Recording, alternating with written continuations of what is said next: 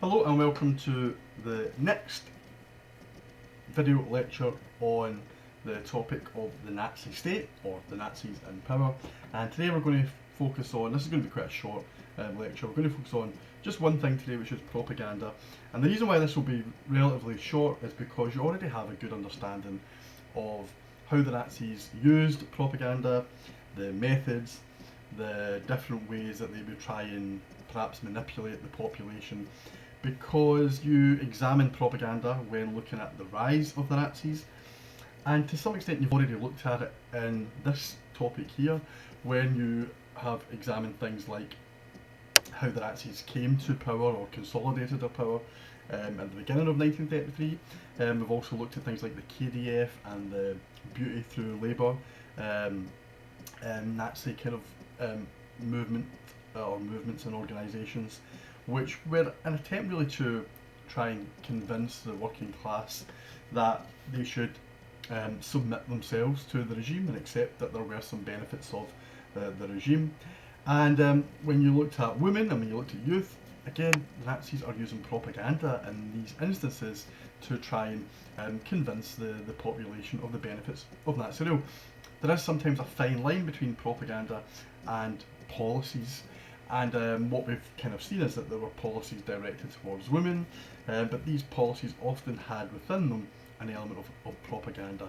Now, why was there propaganda contained within the way that the Nazis addressed young people, the working class, teachers, women, and so on? Well, ultimately, what the Nazis were aiming to do, and I've put this right at the very bottom of this set of bullet points, is they were aiming to build a Volksgemeinschaft, and to build a Volksgemeinschaft you had to throw everything at it. It wasn't going to be easy to heal social class divisions and regional divisions and religious divisions at the same time as try to kind of create a racially pure Germany. That's a very difficult task. What the Nazis therefore did was they used propaganda wherever possible to try and bring the nation together. The reason why that word Volk is used so often, whether it be with Volkswagen for the people's car or Volksgerichthof for the people's courts, is by using it frequently. There is an attempt to try and normalise this idea that the German people are all in this together. They're all part of the same race. They all have the same interests, the same desires, irrespective of class, religion, and so on. So the ultimate aim is to build the Volksgemeinschaft, and that therefore means you have to target certain groups. That is therefore women, youth, children, working class, middle class, etc.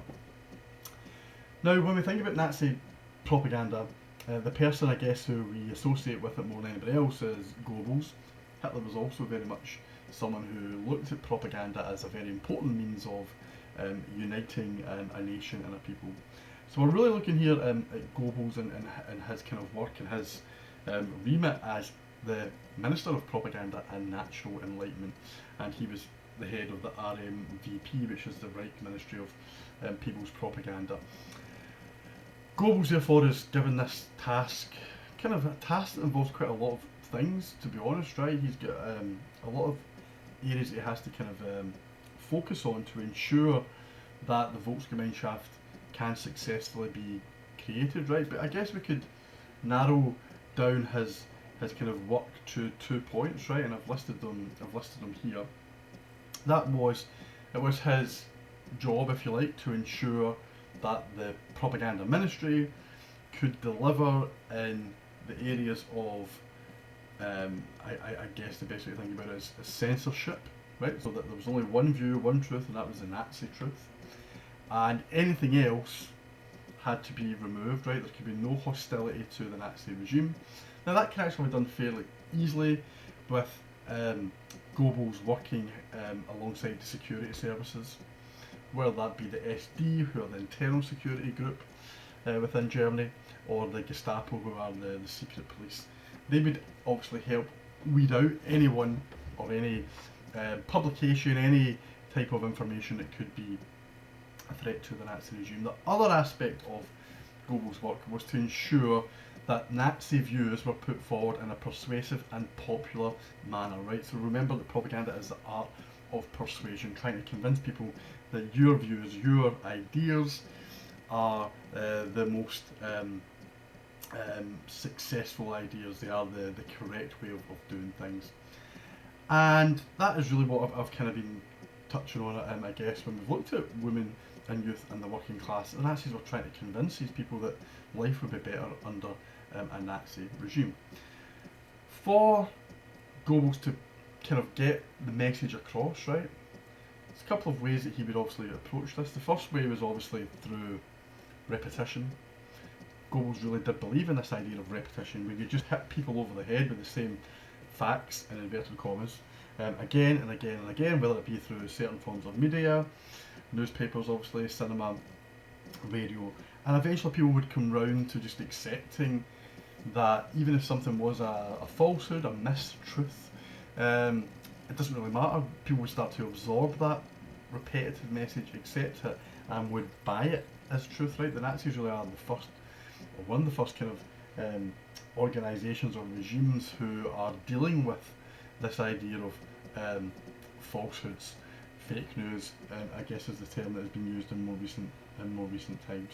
So, what Goebbels is kind of doing is trying to get this message across through all of the things that I've mentioned here. It's not just always media that presents news, like radio and newspapers, but it's also going to be Nazi art, i.e. German art, Nazi literature, i.e. German literature, and these are going to be promoted at the expense of other forms of art and literature. And we know one of the first things that Goebbels did when he comes to power in the May of 1933, he encourages the SA and Nazi students to take books out of the libraries at the universities in Berlin and set them on fire. This kind of book burning was obviously a symbolic gesture from the Nazis that anything which was a threat to the Nazi regime was no longer acceptable, no longer valid. Now this is obviously a threat in terms of not just horrible scenes of witnessing books being burned, right? That's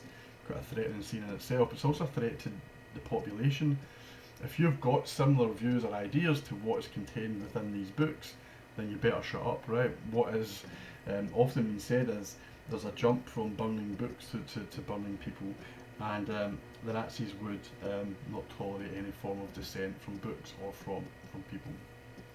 Now, if the Nazis controlled all aspects of German media, then there is very little opportunity for dissent.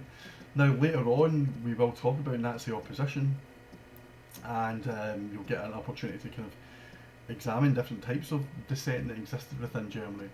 I might even touch on a little bit of that today. But one of the things that we don't know enough about, so we do know about groups of people who dissented, right? We know about Sophie Scholl, we know about Georg Elser, who tried to blow Hitler up, right? We do know of these individuals who were keen on kind of tackling Nazism, either passively through non-violent means or violently through trying to assassinate Hitler. But we don't really know that much about the German population.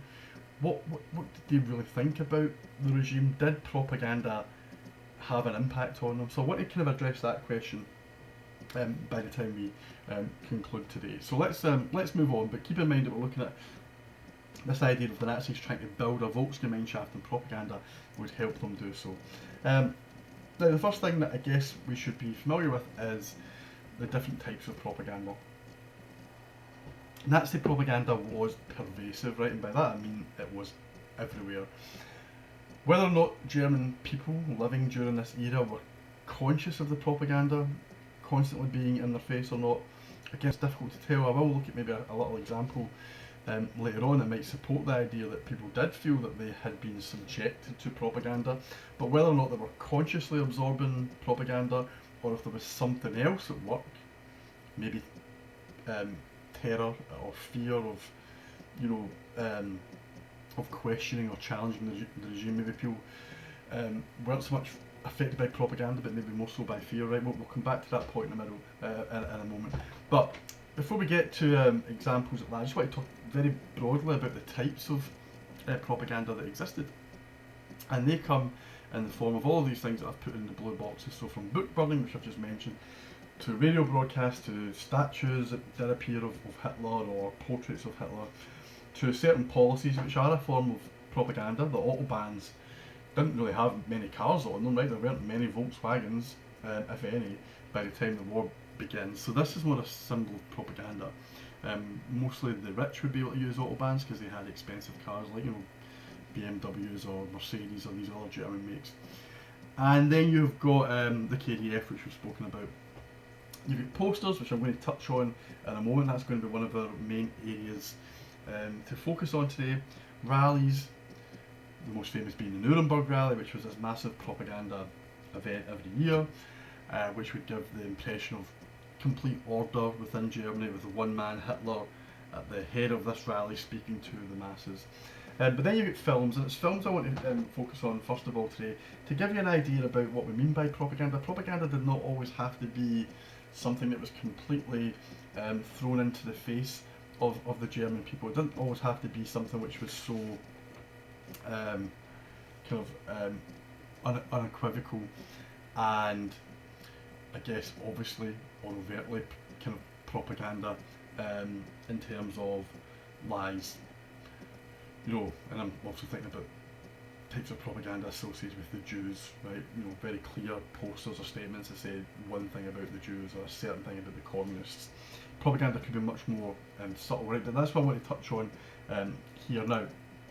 Here is a little extract, little PDF extract that I've just highlighted from the historian David Welsh, right? Excellent article that's on My City about propaganda and its success or lack of success, which Welsh himself struggles to answer that question, right? But I'll come back to that point in a second. Now, film is a good place to kind of begin, because the way that films could be used within the Nazi regime could go down one or two paths. It could either be very much a polemic, right? What I mean by polemic is a kind of films that are set up with a kind of clear political message, hit you over the head and say, this is what we want you to think, this is what we believe, you should believe this as well. So films could go down that route, or they could take a much more subtle approach. Now, Goebbels, being the head of propaganda, he could appoint really whoever he wanted as directors for movies. And one of the individuals that he appoints on a few occasions is a guy called Fritz Hippler, film director. And Goebbels and Hitler more often not kind of believed that a subtle version of a message kind of embedded, kind of buried deep perhaps within a movie, that would be much more important as a means of propaganda than just grotesque images of Jews or communists. Now, the reason for that is because, and this is a view that Goebbels really believed in, he believed that 99% of what people should watch when they go to the cinema should be entertainment, a form of escapism. That in itself is propaganda. That is a way of ensuring the population don't become bored or restless, that they don't start to think about problems that might exist within the Nazi regime. So these types of films that on the face of it were comedies or romance stories or history related movies, that was what was important. Here's an example of one of them here, right? This is a film about a family, right? Dr. Pistorius and his kind of family. It comes out in 1939, right? So just as the war was about to break out, and it was more often than not, as was the case with what Goebbels wanted, it was an entertainment, piece of entertainment. It was as it says here, an innocuous comedy, right? So nothing overtly political about it. But the theme, I guess, that you might have to, be kind of watching carefully to pick up on is this idea that the Volksgemeinschaft probably is being built, and it's being built by one particular very important group within society, the German youth, the Hitler youth. Because what you see in the story is the outmoded reactions of parents, as it says here, right? You get this view that the older generations have lost touch, they're not the future of Germany anyway, so who cares too much about them. What you see therefore is the middle class family, right, the public official and his wife, have got no choice but to accept a daughter-in-law for their son, going to get married, but this daughter-in-law comes from a different social class, from a craftsman, a poorer German, a shoe cobbler. And that is a political message, it's a form of propaganda. It's saying two things: the youth of the future, and it's also saying that the Volksgemeinschaft is being built because here are social classes, different social classes, marrying together and that's one of the ways of breaking down the social class divisions. It's a comedy first and foremost, but with that subtle message. Now that's really what Goebbels wanted. It's what people like Fritz Hitler wanted. It's not necessarily what Hitler wanted, right? Hitler was, yes, keen on appeasing the masses with entertainment and escapism and subtle messages, but sometimes Hitler wanted polemics. He wanted political and social messages clear and upfront. Now, Goebbels would argue that if you had 99% of films being subtle, like Mr. Or Dr. Pistorius' Family Tree, then when you did have a hard-hitting message to get across and you put it in a film, it would stand out more. And there were two films that the Nazis were kind of keen on getting their message across, their anti-Semitic message across, that were a bit more hard-hitting. One is called Yud Sus, and this movie Yud Sus was about a Jew who, in the movie, this was set in kind of 19th century, but the Jew in the film rapes a young German woman. You don't obviously see this happening in the movie. It's 1930s, and the kind of message is clear. This is what he's done, and at the end of the movie, this Jew is basically executed in a public forum, and that was a kind of clear, hard-hitting attack on the Jews, and it would have a greater impact. It was actually quite a successful film to have a greater impact, perhaps because of the fact that it stood out. If you're getting hit over the head with anti-Semitic messages every day whenever you went to the cinema, people might start to become immune to them.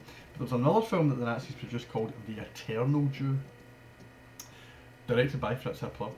Goebbels overseen it, Hitler overseen it. Hitler wanted this to be a real polemic. He just wanted to have it as grotesque as possible. So, picture of rats cut away to a picture of Jews from Eastern Europe.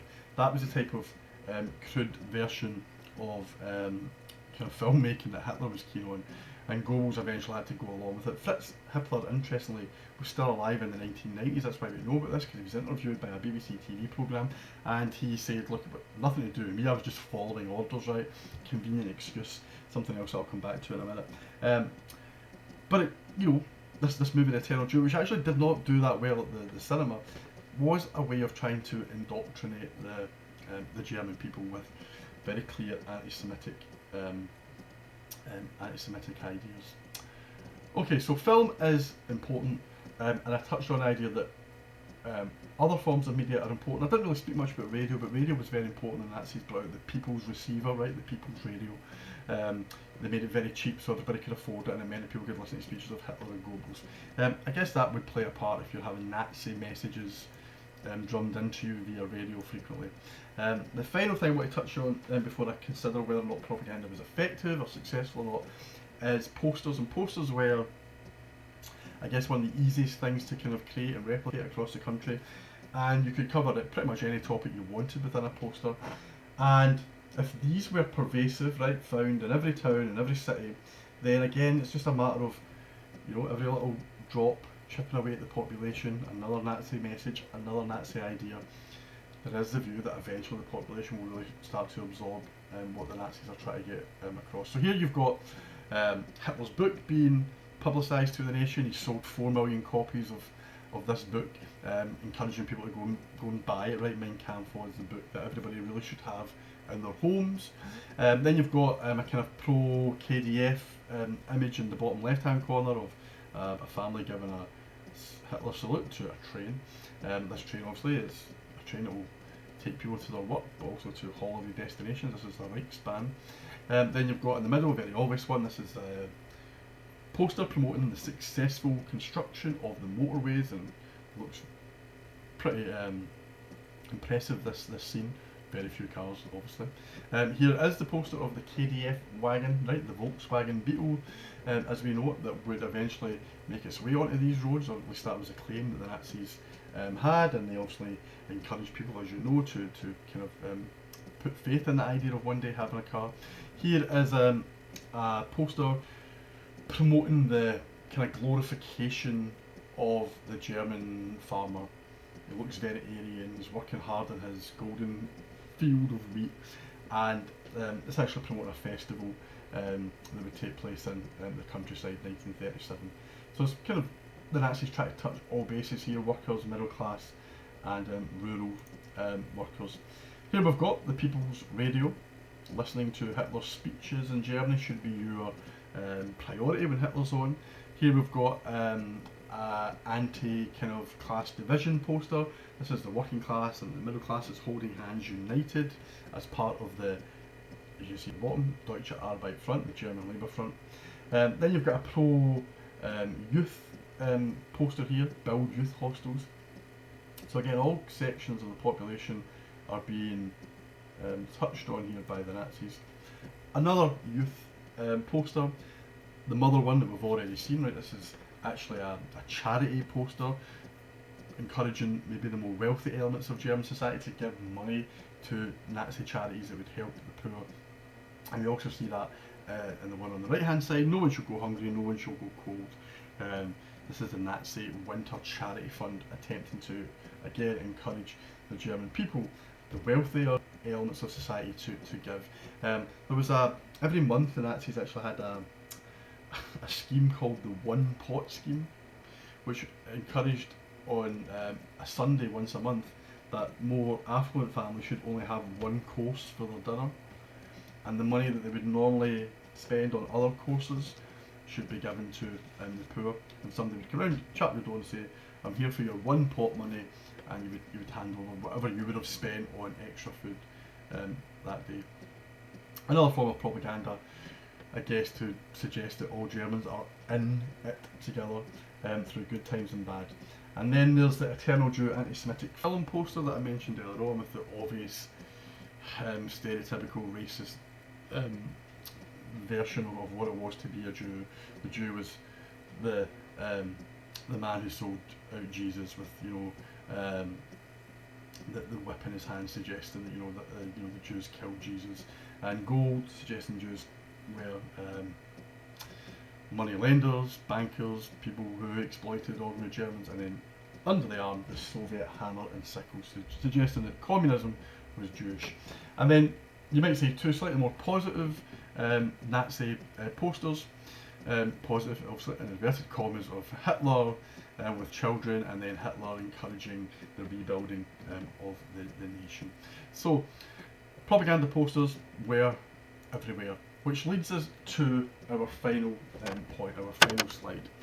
Nazi propaganda was pervasive, right? We know that, but was Nazi propaganda successful? It's a difficult question to answer. Why is this a difficult question to answer? Because what you did not have in Nazi Germany was opinion polls, right? There's no public opinion polls. The Nazis are also not keen on having public opinion polls in case the results they received back were not favourable. So there's definitely a sense that for historians to really know if there was people opposed to the regime, it's quite difficult to tell, right? And Nazi propaganda, whether or not it was success or not, that's also difficult to tell as well, because are people really buying into what the Nazis are trying to promote, which is ultimately the building of this Volksgemeinschaft, and then maybe a little bit more subtly in some respects, a kind of anti-Semitic position, and trying to encourage the population to be anti-Semitic. Now, I did say I would touch on one example, right? And this example comes from a documentary that you will watch very soon. And in this documentary, this is the Nazis Warning from History, episode 2.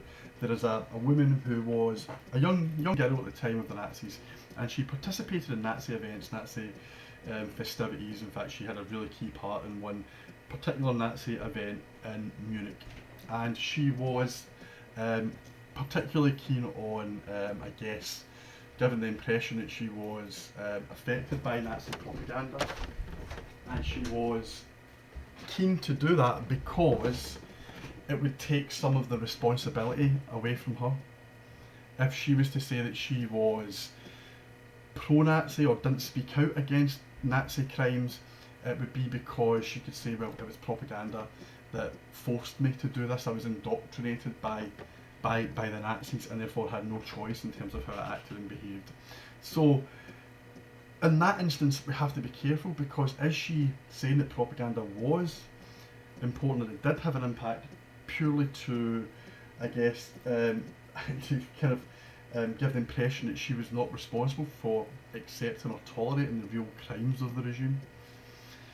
There was some reports taken by the Nazis and some reports taken by the SPD undercover, underground, that were collated, and the Nazis obviously wanted to know what was going on, so the SS, the Gestapo, the propaganda ministry, they did try and work out what the public might be thinking, but again that was not publicised, so we don't know that much about it. The SPD materials were publicised, and quite often the SPD materials were kind of slightly pessimistic. They thought that maybe the working class were kind of, tolerating Nazism and were accepting it, and maybe propaganda was working on them. There are two historians that are worth noting, and they're mentioned in this David Welsh article that I referred to. They are Tim Mason, who you already know about because you've read about Mason, and Ian Kershaw. You've already encountered him as well when I looked at the rise of the Nazis. And both of these historians really think that when it came to the Nazis trying to convince the working class, and when it came to the Nazis trying to convince maybe Catholics to accept Nazism, that ultimately the Nazis did not succeed. And therefore maybe the Volksgemeinschaft never truly was established or created in the way that the Nazis would have liked. Now the other thing we're going to talk about in a future lesson is terror and fear and coercion, and maybe therefore the reason why the regime was successful until obviously war broke out was not so much to do with propaganda and not really to do with popular support and policies, but maybe it was to do with terror and fear, i.e. people were too scared to speak out against the regime. Okay, thank you.